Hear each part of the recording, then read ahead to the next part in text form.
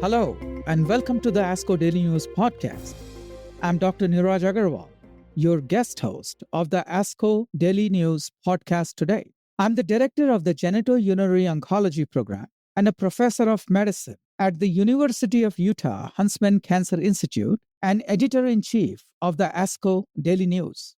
I'm delighted to be joined by Dr. Jeanny Aragon-Ching, a GU medical oncologist and the clinical program director of the GU Center at the Inova Schar Cancer Institute in Virginia. We will be discussing some key abstracts in GU oncology that were presented at the 2025 ASCO Annual Meeting. Our full disclosures are available in the transcript of this episode. Jeanny, it is great to have you on the podcast. Oh, thank you so much, Neeraj. Jeanny, let's begin with some prostate cancer abstracts. Let's begin with abstract 5017, titled Phase 1 Study Results of J&J 782-78343 or pasritamig in metastatic castration-resistant prostate cancer. Can you walk us through the design and the key findings of this first-in-human trial? Yeah, absolutely, Neeraj. So this study, presented by Dr. Capuchin Baldini, introduces pasritamig, a first-in-class T-cell redirecting bispecific antibody that simultaneously binds KLK2 on prostate cancer cells and CD3 receptor complexes on T cells. KLK2 is also known as human kallikrein 2, which is selectively expressed in prostate tissue. And for reference, KLK3 is what we now know as the PSA, prostate-specific antigen, therefore making it an attractive and specific target for therapeutic engagement. Now, while this was an early first-in-human phase 1 study, it enrolled 174 heavily pretreated metastatic CRPC patients. So many were previously treated with ARPIs, taxanes, and radioligand therapy. So given the phase 1 nature of this study, the primary objective was to determine the safety and the RP2D, which is the recommended phase 2 dose. Secondary objectives included preliminary assessment of anti-tumor activity. So pasritamig was generally well tolerated. There were no treatment-related deaths. Serious adverse events were rare. And in the RP2D safety cohort, where patients received the step-up dosing up to 300 milligrams of IV every 6 weeks, the most common treatment-related adverse events were low-grade infusion reactions, there was fatigue, and grade 1 cytokine release syndrome, what we call CRS, and no cases of neurotoxicity or what we call ICANS, the immune effector cell-associated neurotoxicity syndrome, reported. Importantly, the CRS occurred in just about 8.9% of patients. All were grade 1. No patients required tocilizumab or discontinued treatment due to adverse events. So this suggests a favorable safety profile, allowing hopefully for outpatient administration without hospitalization, which will be very important when we're thinking about bispecifics moving forward. In terms of efficacy, pasritamig showed promising activity. About 42.4% of evaluable patients achieve a PSA 50 response. Radiographic PFS was about 6.8 months, and among patients with measurable disease, the objective response rate was about 16.1% in those with lymph node or bone metastases, and about 3.7% in those with visceral disease, with a median duration of response of about 11.3 months.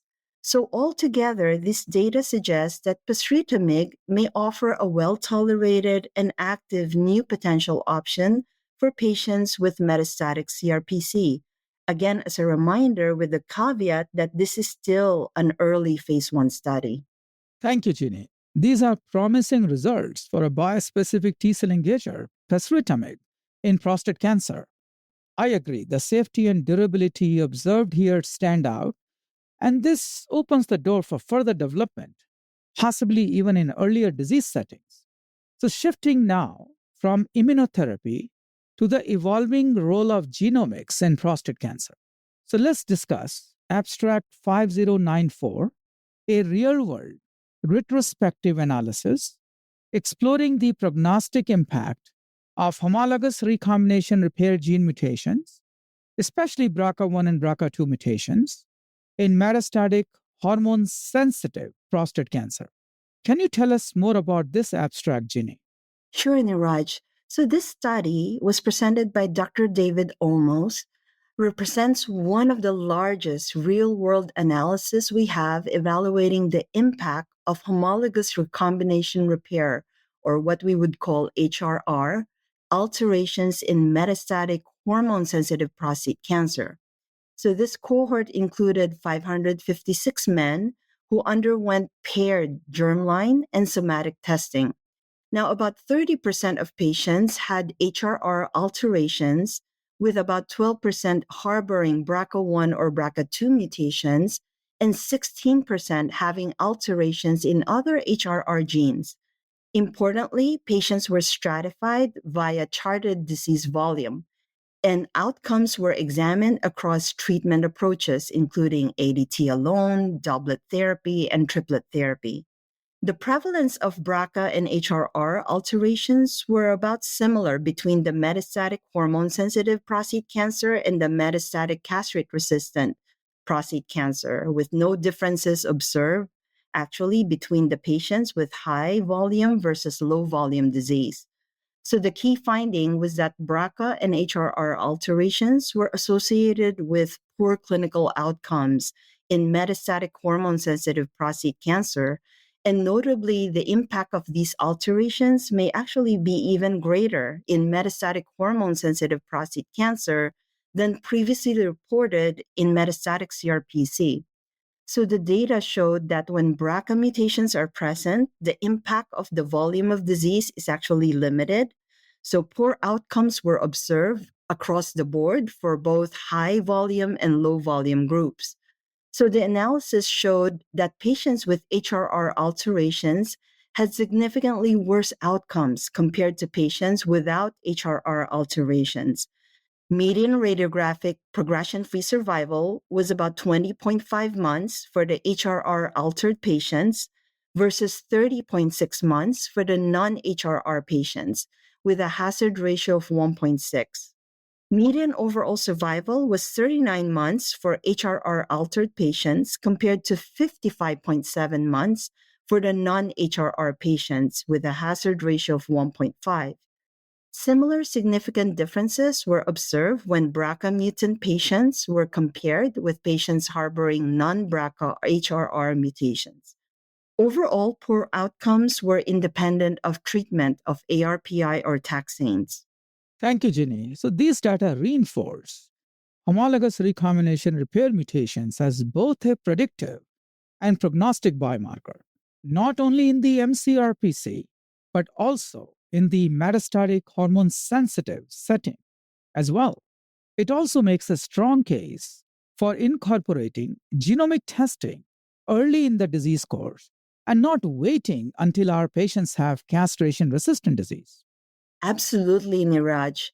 And I think this really brings home the point and the lead up to the Amplitude trial, which is abstract LBA 5006, a phase 3 trial that builds on this very concept of testing with a PARP inhibitor, niraparib, in the hormone-sensitive space.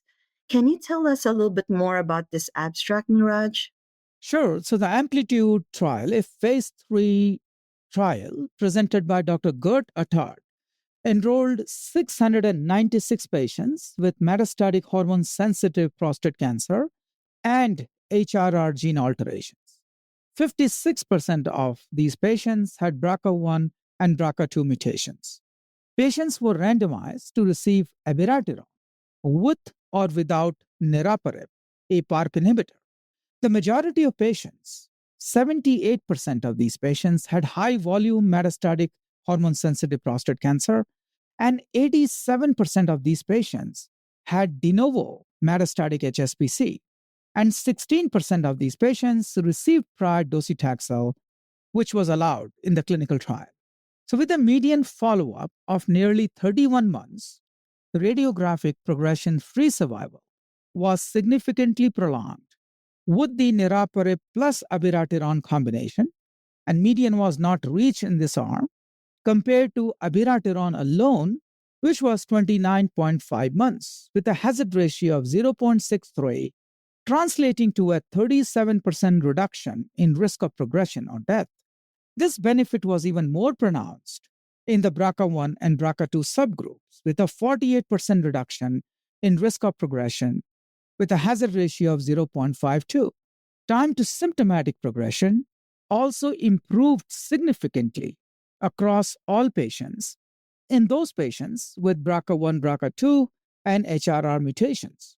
Although overall survival data remain immature, early trends favor the niraparib plus abiraterone combination. The safety profile was consistent with prior PARP inhibitor studies, with grade 3 or higher anemia and hypertension were more common but manageable. Treatment discontinuation due to adverse events remained low at 11%, suggesting that timely dose modifications when our patients experience grade 3 side effects may allow our patients to continue treatment without discontinuation.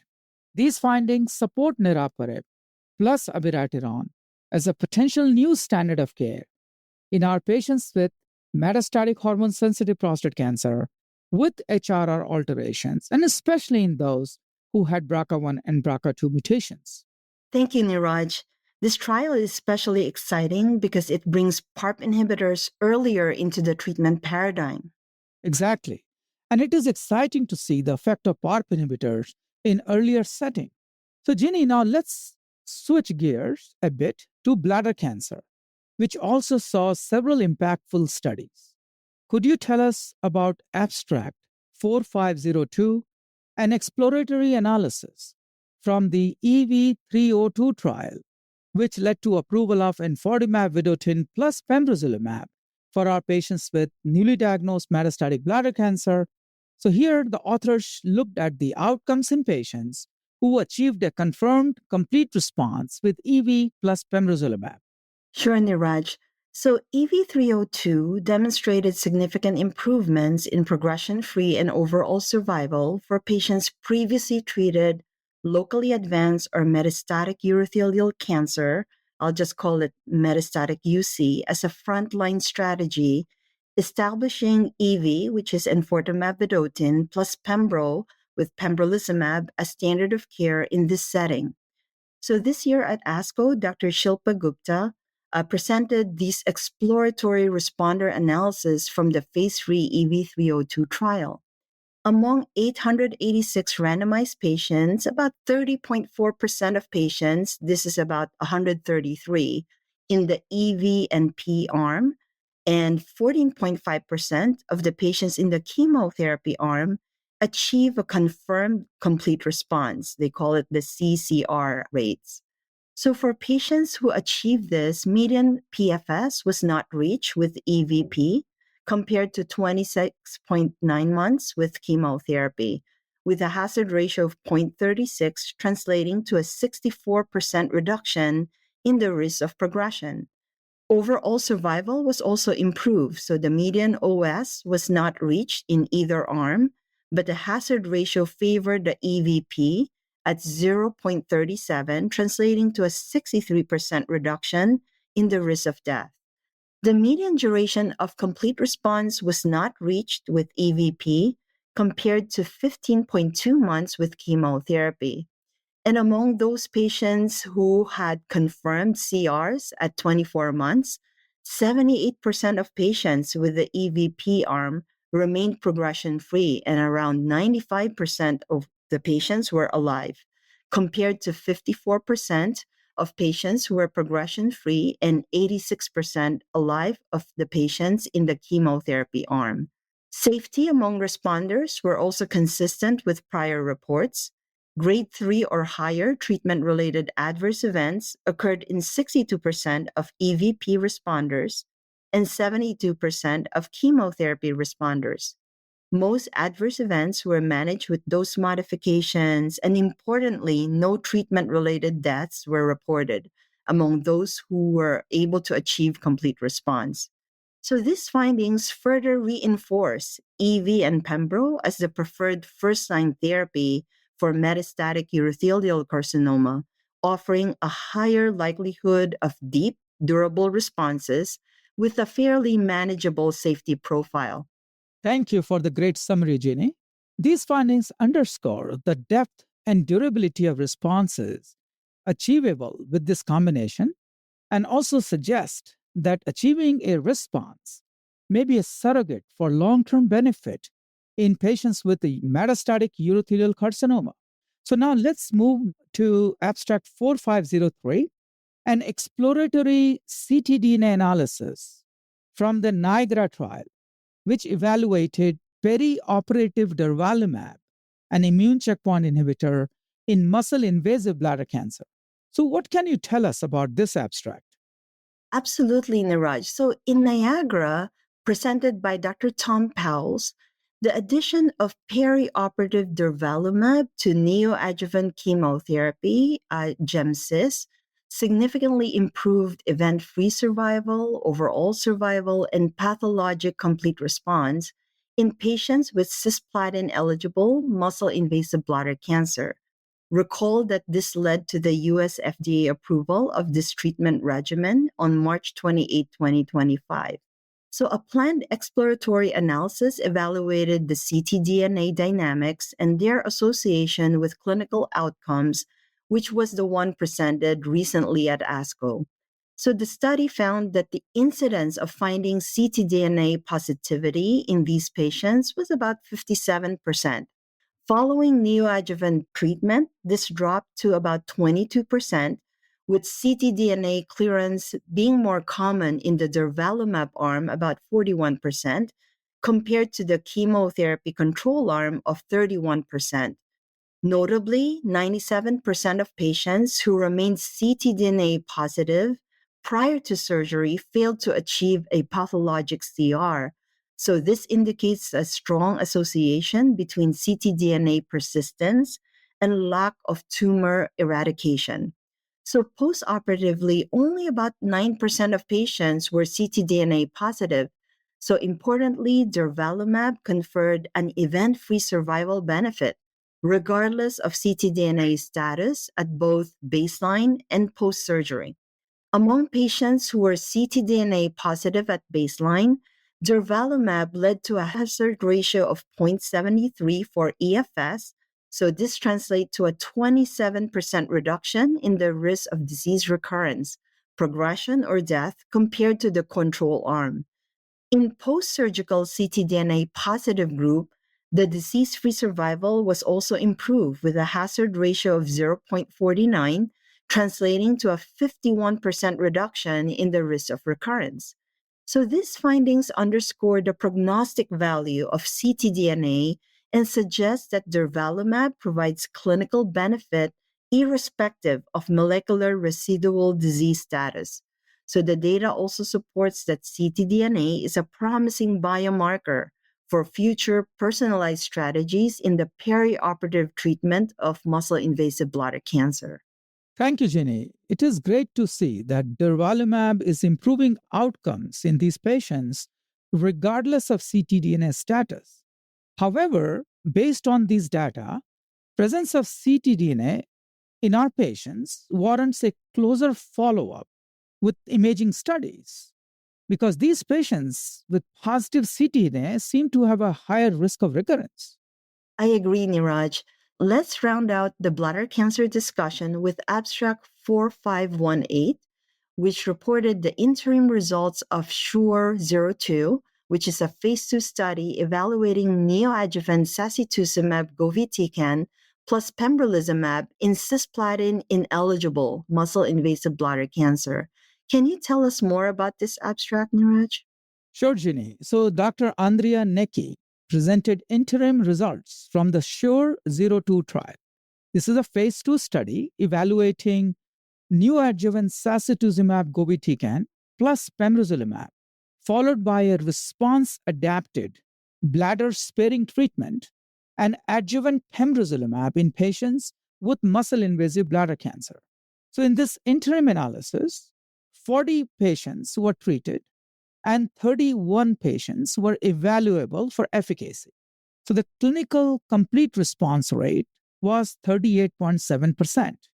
All patients achieving clinical complete response underwent a bladder sparing approach with a repeat TURBT instead of radical cystectomy. Additionally, 51.6% of patients achieved excellent pathologic response with a T stage of 1 or less after neoadjuvant therapy. The treatment was well tolerated, with only 12.9% of patients experiencing grade 3 or higher adverse events without needing dose reduction of sacituzumab. Molecular profiling, interestingly, showed that clinical complete response correlated with luminal and genomically unstable subtypes, while high stromal gene expression was associated with lack of response. These results suggest that sacituzumab plus pembrolizumab combination has promising activity in this setting, and tolerability and along with other factors may potentially allow a bladder preservation approach in a substantial number of patients down the line. Yeah, agree with you, Niraj. And the findings are very provocative and support completing the full trial enrollment and further exploration of this strategy in muscle invasive bladder cancer in order to improve and provide further bladder sparing strategies. Agree. So let's now turn to the kidney cancer, starting with abstract 4505, the final overall analysis from Checkmate 214 trial, which evaluated nivolumab plus ipilimumab, so dual checkpoint inhibition strategy, versus sunitinib in our patients with metastatic clear cell renal cell carcinoma. Yeah, absolutely, Niraj. So the final 9-year analysis of the phase 3 Checkmate 214 trial confirms the long-term superiority of nivolumab and ipilimumab over sunitinib for first-line treatment of advanced metastatic renal cell carcinoma. So this has a median follow-up of 9 years. Overall survival remains significantly improved with the combination. So in the ITT patient population, the intention to treat, the hazard ratio for overall survival was 0.71. So this translates to a 29% reduction in the risk of death. 31% of patients were alive at this 108 months follow up compared to 20% only in those who got sunitinib. So similar benefits were observed in the intermediate and poor risk groups with a hazard ratio of 0.69 and 30% versus 19% survival at 108 months. Importantly, a delayed benefit was also seen in those favorable risk patients. So the hazard ratio for overall survival improved from 1.45 in the initial report and now at zero point 0.8 at 9 years follow up, with 35% of patients alive at 108 months compared to 22% in those who got sunitinib. Progression-free survival also favored the Nivo-IPI arm across all risk groups. At 96 months, the probability of remaining progression-free was about 23%, compared to 9% in the sunitinib arm in the ITT patient population, 25% versus 9% in the intermediate and poor risk patients, and 13% compared to 11% in the favorable risk patients. Importantly, at 96 months, 48% of patients in the Nivo-IPI responders remained in response compared to just 19% in those who got sunitinib. And in the favorable risk group, 36% of patients who responded remained in response, although data were not available for sunitinib in this subgroup. So this data reinforce the use of nivolumab and ipilimumab as a durable and effective first-line effective strategy for standard of care across all risk groups for advanced renal cell carcinoma. Thank you, Jeannie. And of course, since EP-Nivo data were presented, several other novel ICI TKI combinations have emerged, and I'm really hoping to see very similar data with TKI ICI combinations down the line. It is really important to note that we are not seeing any new safety signals with the ICI combinations or ICI based therapies, which is very reassuring given the extended exposure. Absolutely agree with you there, Neeraj. Now, going on and moving on to abstract 4514, which is the Keynote 564 trial, and they reported on the 5-year outcomes of adjuvant pembrolizumab in clear cell RCC in patients who are high risk for recurrence. Can you tell us a little bit more about this abstract, Neeraj? Sure. So, Keynote 564 trial established pembrolizumab monotherapy as the first adjuvant regimen to significantly improve both disease-free survival and overall survival compared to placebo after surgery for patients with clear cell renal cell carcinoma.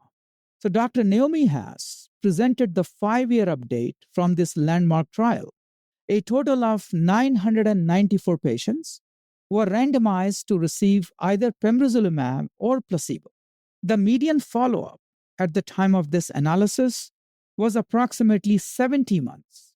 Disease-free survival remained significantly improved with pembrolizumab. The median DFS was not reached with pembrolizumab compared to 68.3 months with placebo, with a hazard ratio of 0.71, translating to a 29% reduction in risk of recurrence. At 5 years, 60.9% of patients receiving pembrolizumab remained disease-free compared to 52.2% with placebo. Overall survival also favored pembrolizumab. The hazard ratio for OS was 0.66, translating to a 34% reduction in risk of death, with an estimated 5-year overall survival rate of 87.7% with pembrolizumab compared to 82.3% for placebo. Importantly, these benefits were consistent across all key subgroups, including patients with sarcomatoid features. In addition, no new serious treatment-related adverse events have been reported in the 3 years since treatment completion. So these long-term data confirm pembrolizumab as a durable and effective standard adjuvant therapy for patients with resected high-risk clear cell renal cell carcinoma. That wraps up our kidney cancer highlights. Any closing thoughts, Jeannie, before we conclude? It's been so wonderful reviewing these abstracts with you, Neeraj. So the 2025 ASCO Annual Meeting showcased a lot of transformative data across GU cancers, from first-in-class bispecifics to long-term survival in RCC, and these findings are already shaping our clinical practices. I agree. And we have covered a broad spectrum of innovations in GU cancers with strong clinical relevance. So thank you, Jeannie, for joining me today and sharing your insights. And thank you to our listeners for joining us. You will find links to the abstracts discussed today in the transcript of this episode. If you find these conversations valuable, please take a moment to rate, review, and subscribe to the ASCO Daily News Podcast wherever you listen. Thank you so much. The purpose of this podcast is to educate and to inform. This is not a substitute for professional medical care and is not intended for use in the diagnosis or treatment of individual conditions. Guests on this podcast express their own opinions, experience, and conclusions. Guest statements on the podcast do not express the opinions of ASCO. The mention of any product, service, organization, activity, or therapy should not be construed as an ASCO endorsement.